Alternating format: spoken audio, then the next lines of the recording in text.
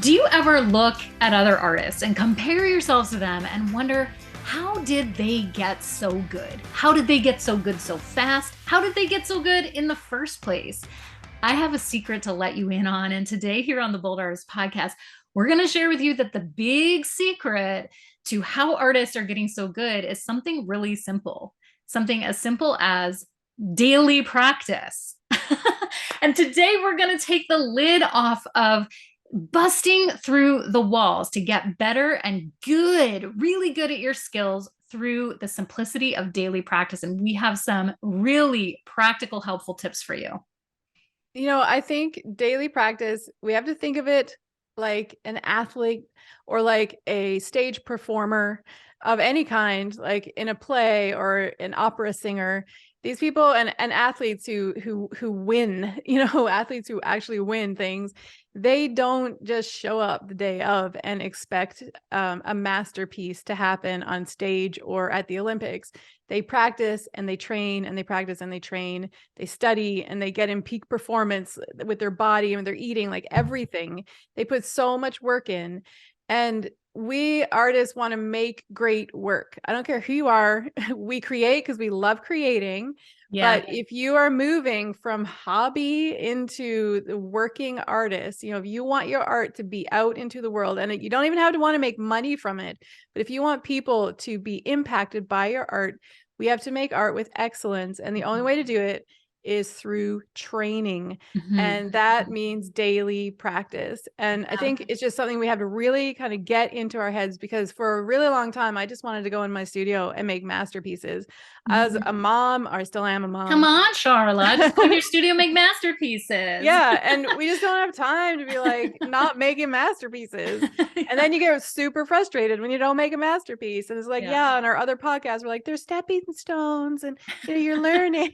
Which I was just about to say, that we have to remember that you don't go from zero to masterpiece overnight. There's Yeah. stepping stones, and the stepping stones are not just a burst of practice once a month. I mean, Mm-hmm. yes, you can get an understanding and some foundational skills by having practice once a month. That's better than nothing. But when Mm-hmm. you apply yourself to daily practice, and I'm not even going to go as far as to say that that has to be a certain amount of time of daily practice. I actually think it could be most productive as long as you're in the right headspace, and you Mm-hmm. could you could have 10 minutes of daily practice where you are Yeah. in that zone and you are completely focused, and it could be as beneficial as an hour where you're a little distracted. So it's not about necessarily the time frame that you're Mm-hmm. practicing daily, but that you are applying your full attention to that daily practice. And when you're doing that, those small steps become excellence in the end. And that's the Yeah. difference when you're looking and comparing yourself to pros and you're wondering, how did they get so good so fast? I know it didn't happen that they woke up that way. They have applied themselves to daily practice. Yeah. If you think about like 10 minutes a day, in 6 days, that's an hour of practice. In a Hmm. month, that's 4 hours of practice. If you don't do any of it and you just go in one day of the month and you work for 4 hours, it's actually going to be less productive, because you can't learn and achieve the same amount over a 4 hour period in one day as you can over a month. If you think about building a muscle or losing weight or gaining weight, if you're on that end of the spectrum, which I've never been on, but if you're losing weight or building muscle, you can't work out 4 hours a day and then not work out for a month and expect your muscle to grow the same amount. All you're going to do is actually tear them to pieces. Hmm. So every day, just a little bit of weightlifting actually builds your muscle, because that's the cycle it has to go through. And we are building muscle memory in daily practice and Hmm. building our skills and giving our minds and our hearts and our bodies time to let it sink in and resonate with you. And then you go back in, you give your time, almost give yourself time to forget what you did and see if you can recall it the next day. So if you're Hmm. memorizing something, like I've often done this, I'm like, you're memorizing something and you practice all day, but it's always on the top of your mind, so you don't forget it. And then you go watch a movie, you hang out with your friends, you get completely distracted, and you're like, whatever, I knew that thing yesterday, but the next day you can't remember anything, because it's the recall, now that matters. And you Right. can only practice recall over time where you're distracted and you have time to forget it. So Mhm. you have to give yourself like 4 hours over a month is better than 4 hours in one day when it comes to actually becoming better and making these things kind of sink into your bones so it becomes a part of you, becomes like riding a bike. Mhm. So you've said to me in the past that when you practice every day, when you do daily practice, you become less emotionally involved. Do you want to Mhm. explain what you mean by that? Yeah, because I think daily practice becomes about practicing a skill. If you want to get better at drawing a straight line, like you can actually draw a straight line with your bare hands without a ruler. If you practice it every single day and you just want to get better at drawing a straight line, you're not making a masterpiece at that. You're not becoming emotionally attached to that line. You're just getting really good at drawing a straight line. Then when you go in to create an artwork, that's come from deep inside your soul and there's story to tell and you're emotionally attached to this story, you can bring all those elements that you've practiced together, the straight lines and the color mixing and the features of a portrait that now you're really good at making eyes because you practiced them for 30 days straight. Now Mhm. you bring all those elements in and there's more emotional attachment to that process of telling a story with one piece of art. But your daily practice, it's like it's rhythmic, it's a time when you can almost zone out because you're just doing the same thing over and over and over again. But Mhm. when you're in like if you think of the athlete, they're in the gym and they're just weight training, running, beating their times and maybe they're marathon runners so they're just running every single day. They're zoning out. But when it's time to compete, they're fully focused. I mean, maybe emotionally charged might not be the right thing because I know some trainers would train you not to be emotionally charged on the day of competition. But you're in the zone, you're super focused on what you're doing, and you've done it so many times. Now you're going to give it your absolute all to, break the barriers and to win the game.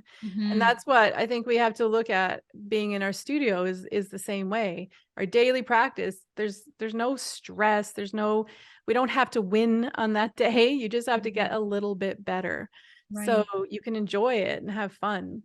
So you've also said to use the practice as a time where you're not innovating. You're just practicing repetitively in order to grow the skill and then not using it necessarily as the innovation time. Although I find that when I'm in the zone and I'm practicing, I find a lot of ideas come to me, which is Yeah. why I keep my project book handy.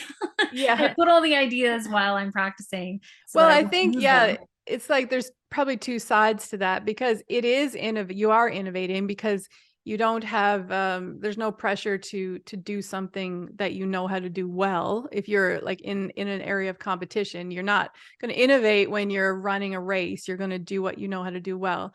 But Yeah. I think what I mean by that is it's a time of productivity. Like you're drawing the straight line, you're drawing the straight line, drawing the straight line. But the next day you might actually draw it different. You might find a new way to draw a straight line. So there is a time where you're bringing all your ideas together in daily practice because during that time you will think of something new and you'll bring an idea in and you'll bring an idea in the next week and the next month. And then I guess in a sketchbook, you'll slowly put all these ideas together and then actually the innovation happens when it brings out something new, which is what I Yes. mean in the studio. That's when you'll put it all together and innovate on your canvas. Yes. But Now, there's two sides. There's two ways you could look at that for sure. here at Bold School, we highly recommend to the painters that we work with in the community to be using a sketchbook. We have some sketching workshops, we have a sketching class inside of Bold School, and we highly recommend that because it's a form of daily practice so that you can sharpen your skills and get better. And we even have a class that helps you take your sketchbook concepts and ideas and bring them onto canvas. So there's so much to check out within the school. But with that being said, Mhm. it's not only about a sketchbook. You could find a zillion different ways within your art medium, within your practice to practice. You can, if you're a painter or if you use pastels or you sculpt or however you produce art, find what I think I hone in on what I need to get stronger at. Like you've been using this image of an athlete, or someone who's building body endurance, muscle endurance. And Mm-hmm. I will look at my skill set and hone in on something that I know that is my weaker area, and Mm-hmm. find ways. I'll source it from books, from YouTube, from Bold School, from friends, from other artists, and just figure out ways to grow that skill set and Yeah. focus on it every day. And so, Charlotte, what are some practical ways that we can give tips here on the Bold Artist podcast for being mentally and practically engaged in daily practice?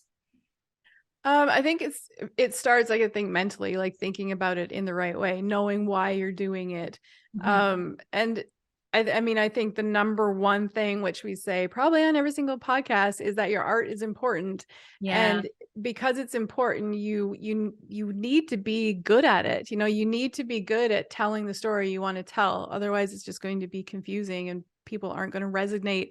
They're not going to really stay with your art. Mhm. So you need to know that first. Why are you doing it? Because if you want to build a new habit, which is kind of what daily practice is about, building new skills, which are really like habit building, and the daily practice itself is a habit. We need to be motivated to do it. We need to have our why. So Mhm. first you got to get your mental space in order. If you don't think your art's important, then daily practice is going to be hard. It's going to Mhm. be, well, it is hard, but you're not going to really want to get up and do it. Mhm. You're going to want to do something that's easier, because daily practice is not necessarily always about the easy, fun stuff. So get yourself mentally in order. And then practically, it's really about making daily practice a habit. And I think it is better to start with just like 10 minutes. Even if you think you can't do much in 10 minutes, you can, like we said, you can build up to 4 hours a month if you do 10 minutes a day. But if you want to make it a time that is doable, because if you say you're going to set aside an hour and now all of a sudden your day is completely sabotaged because you're having an hour of daily practice and you didn't even make breakfast for the kids, Yeah. then you're going to stop, because that's not going to work for you. So make it doable. And I think mentally set yourself up for success, and then set your time aside so that it's actually doable. I Mhm. think that's the way to get started Mhm. anyways. Yeah, Yeah. absolutely. And just some of those physical aspects to setting up the success of your daily practice would be the real practical things of getting rid of those blockers and distractions. Mm-hmm. Put the phone away, set a timer, track your progress, and just I think tracking progress. I just want to pause there for a minute. Like, I love to look back in old sketchbooks, and sometimes I'll Yeah. do that to just encourage myself at the beginning of daily practice session, where I'll just pick up an older book, flip through it, and think, okay, I've come so far this year. And there's just a little boost of confidence where you're not out there scrolling through Instagram comparing yourself to other artists at that point. You're comparing Mm-hmm. yourself to your own work, and that Yeah, which is is the best encouraging. comparison. Yeah, that's an encouraging. That's the true comparison where it's truly apple to apple. Yeah, because if you know? you're making small steps every day, you don't notice them. And it's like losing weight. You see yourself in the mirror every day, and most of the time you don't really notice it. Mhm. But as somebody you haven't seen in 3 months, you go and hang out and they're like, whoa, you've totally changed. Mhm. So it's hard for you to notice the changes that you're making. What I've done in the past is actually, and I still have it on my calendar, is I have a event in my phone calendar every 3 months to check my progress. And I list what I'm specifically tracking in that time. So Mm. if you're going to start your daily practice, just go into your calendar and set that. Maybe you want to do it every 6 weeks in the beginning, or every 3 months. Those are good timelines to give yourself some real change. And then compare yourself with yourself and see how you're doing.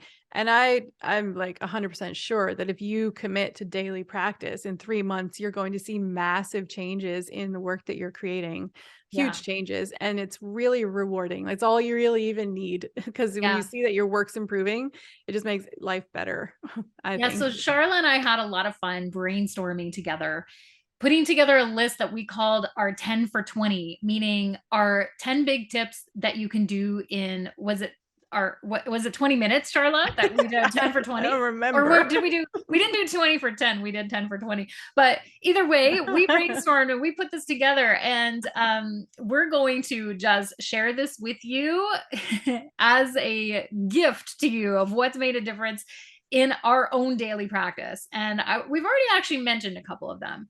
But our 10 for 20 is definitely get rid of the phone and distractions. If you're going to dedicate yourself to the daily practice, you have to make sure that your mind is focused and that you're not distracted. And Otherwise, it is 20 minutes, like, because the okay. daily practice is 20 minutes. So it's Yeah. the 10 tips for your 20 minutes of daily Yeah, practice. we had fun coming up with these. We also highly recommend getting a prompt book to create from. I had mentioned that earlier, where I just draw from, a friend's artists, inspirations to find ways that I can grow stronger. But a prompt book Or in a sticky note prompt book. yeah, absolutely. Get a prompt book. Charla recommends pre-mixing your paint for the week or the month, doing smaller paint studies. So not like committing yourself to something too big in 20 minutes, but Yeah, for pre-mixing your sure. paint, using a sketchbook to create thumbnails ahead of time so that you have ideas of what you're going to paint on those small canvases with that pre-mixed paint in a small amount of time.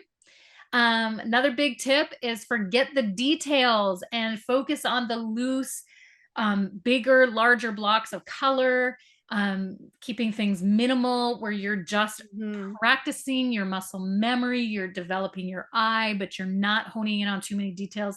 And I just have to throw this in there, unless detail is your art, because sometimes in illustration, I do need to practice my details. So I'll get in there and that's actually what I'm practicing that day. But just generally in your 20 minutes, if you just be able to express yourself looser, bigger, big blocks of color, set your timer and work to finish the study. So when you sit down for that 20 minutes undistracted and you have a goal for that 20 minutes, push through the 20 minutes to get to the end where your timer goes and you look and you say, I did what I set out to practice. Yeah, you're not allowed to have like a big canvas where you're taking 20 minutes a day to work on that one piece. That's not considered daily practice. That's slowly building a painting. Okay, well, that's good that we've defined it, because there Yeah. are a lot of artists listening today that would think, okay, they're saying to give 20 minutes a day to my practice, which could be building a bigger piece. I've illustrated a whole book by doing it 1 hour a day. But is that my daily practice? Not really, because I'm doing what I'm good at to complete a final project. Daily practice is where you're honing in on what you're weaker at in order to build up your strengths. Yeah, you're becoming better. You're not finishing a project. You're becoming better at what you do.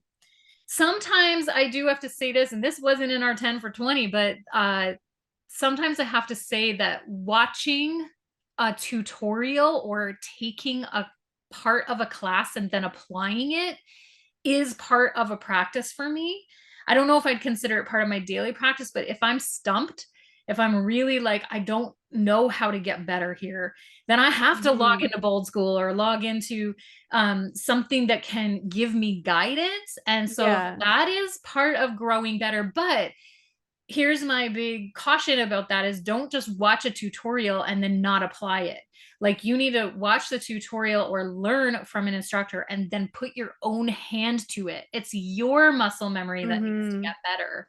Yeah, I agree. I think that's a good one. And it could turn into a cheat, because if you decide to watch tutorials every day for a week, that's a cheat. That's not daily practice. If you need to take your 20 minutes one day to watch a tutorial, I think that is propelling yourself forward, because you're learning, and learning is good.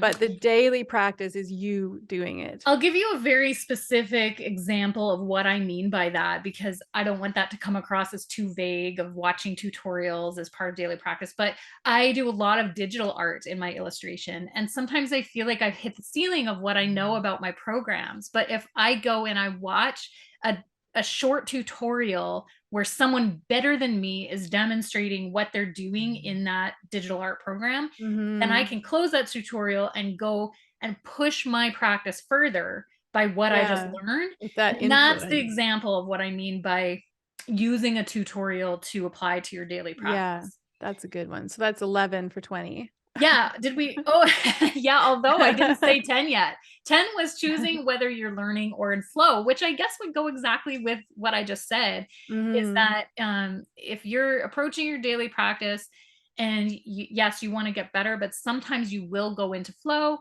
where you're just enjoying yourself. You're just being in the moment. You're just Mhm. sketching or painting or whatever you're doing. And then other times you are using more of that left side brain and learning and Learning, yeah. computing and analyzing. And so, kind of stepping back at the beginning of the session and deciding which way you're going to approach it is good. It is, and flow can even be an indicator because you can decide you just want to do flow, which sometimes it can be just a repetitive action, something you've done a million times, just to fully enjoy it, so you don't have to engage your left brain and you just enjoy that session. But sometimes what flow is a low difficulty level, which means that it's a skill you're really good at. So if you're practicing a skill for a month, like 20 minutes a day for a month, and then you're practicing this and practicing this, and then all of a sudden you realize that your 20-minute session is just complete flow, it's a good indicator that that skill is actually becoming very less difficult for you. Right. It's no longer difficult, that you've actually mastered it. If you're not intentionally working in flow, or you're not intentionally trying to get into flow, but that skill has turned into flow, you can use that as an indicator. That is a massive indicator that you've made some big progress. And Hmm. it's to me, it's what I always go for. Flow is the most enjoyable state to make art, but it Hmm. means that you're having a low difficulty level. You're not having to engage your left brain. So it's Yeah. hard to enter flow if you're learning. So it Hmm. can be an indicator in this type of scenario, I think, a really great indicator. Yes, I love that you reminded us about that aspect of flow, because it's just good to keep that top of mind of just like flow is enjoyable, but it also means you're not being challenged. So it's good to in our daily practice to challenge ourselves to make big Yeah. progress. And that's how we're going to make big progress, is through these daily habits. And so thank you Hmm. so much for being here on the Bold Artist podcast with us today. Make sure that you check out all the happenings with inside of Bold School. We have classes galore and more coming out all the time. There's something for everyone. You'll love to even see Charla's Bold Color Boot Camp, that where she teaches you to paint in bold color. And it's just been a movement that's swept across the world. It's so exciting to see artists from everywhere joining into the Bold School community. Do check us out on Instagram at Bold School Inc. and hop on our newsletter list so you don't miss out on any of the upcoming events. Anything to add to that, Charlotte, before we close? I think you covered it all. I covered it. I covered I it. think Well, you did. thanks for being here, everyone. And until next time, keep creating.